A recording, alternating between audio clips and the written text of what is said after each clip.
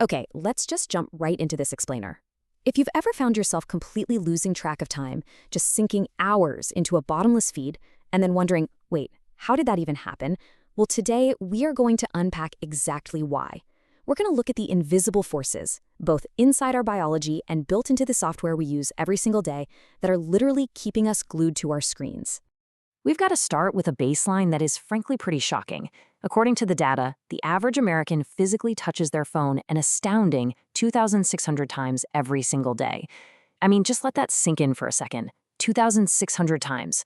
Between the taps, the swipes, the typing, our hands are almost permanently tethered to these glowing rectangles.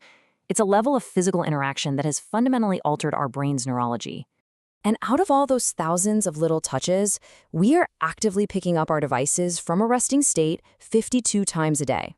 So from the absolute moment we wake up to the second our head hits the pillow, our brains are constantly, relentlessly seeking stimulus. But we have to ask ourselves, why? What is driving this compulsive need to just check a device over and over and over again? What's truly fascinating here is how tech companies are actually hijacking our evolutionary neural pathways. They use this concept known as reward prediction error.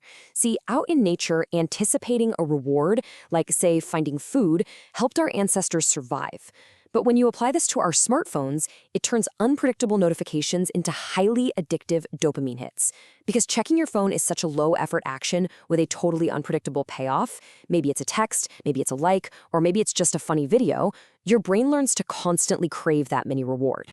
But while our brain is blindly chasing that next reward, what is it actually being fed? A recent study by CyberSmile reveals a terrifying reality. The algorithms are serving up incredibly harmful content, stuff like misogyny, the mockery of disabled children, and even Nazi glorification, in just 16 seconds for adult profiles and 8 minutes for children. And here's the real kicker. This happens without a single search, follow, or request. It is just delivered directly into the feed. So why on earth does this happen? Well, the crucial point is that algorithms operate on an engage-at-all-costs model. The software doesn't know the difference between enriching content and toxic content. It only knows what keeps your eyeballs locked on the screen. Even passively lingering on a post without liking or sharing it signals approval to the algorithm. In that CyberSmile study, this passive watching compounded the toxicity in the feed by 5 percentage points every single day. Basically, your silence is treated as an invitation for more toxicity. To really understand why we keep watching, we have to look at the psychology the algorithm is exploiting. First up is confirmation bias. Our brains naturally want to validate what we already believe, right? It's a mental shortcut. But the algorithm weaponizes this tendency by creating extreme echo chambers. It constantly feeds us content that perfectly aligns with our worldview, while entirely filtering out anything that complicates it. So our beliefs just go completely unchallenged. And it gets deeper. By repeatedly exposing us to radical influencers or extreme viewpoints, the algorithm heavily leverages the mere exposure and illusory truth effects. Psychological research shows that the more we see an idea, the more we accept it, period. So when harmful views are served up to us on a loop, we don't just become desensitized, we actually begin to internalize those views as reality. Then throw availability bias into the mix. This tricks our brains into treating these repetitive streams of totally unverified content as an accurate representation of the real world. Think about it. If you can easily recall seeing a specific type of video over and over, your brain just naturally assumes it must be common everywhere. This needs us to make real-world judgments built on foundations that simply are not trustworthy. Finally, we have the illusion of social norms.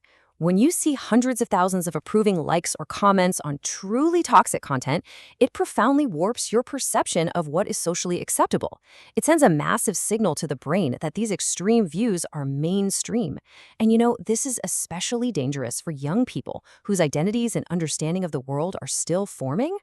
To truly understand how tight this algorithmic grip really is, let's look at the horror movie-like timeline of what happens to your body when you actually try to quit your phone.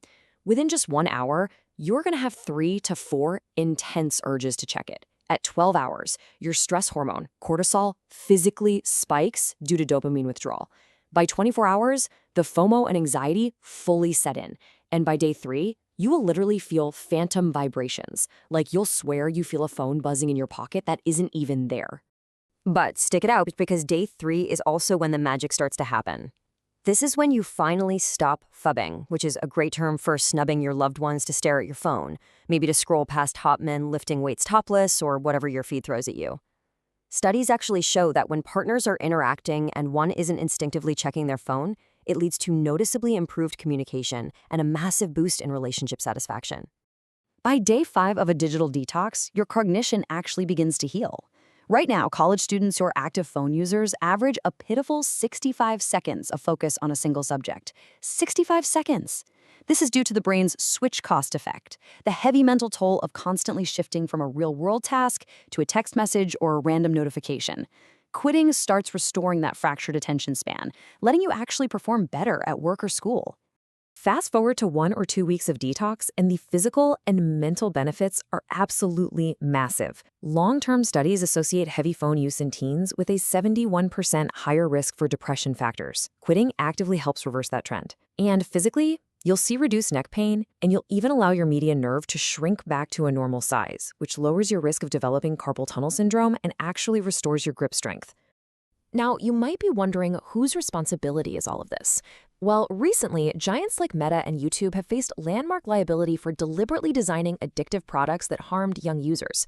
Initiatives like CyberSmile's Protect Manifesto are vital first steps toward legally securing our content rights.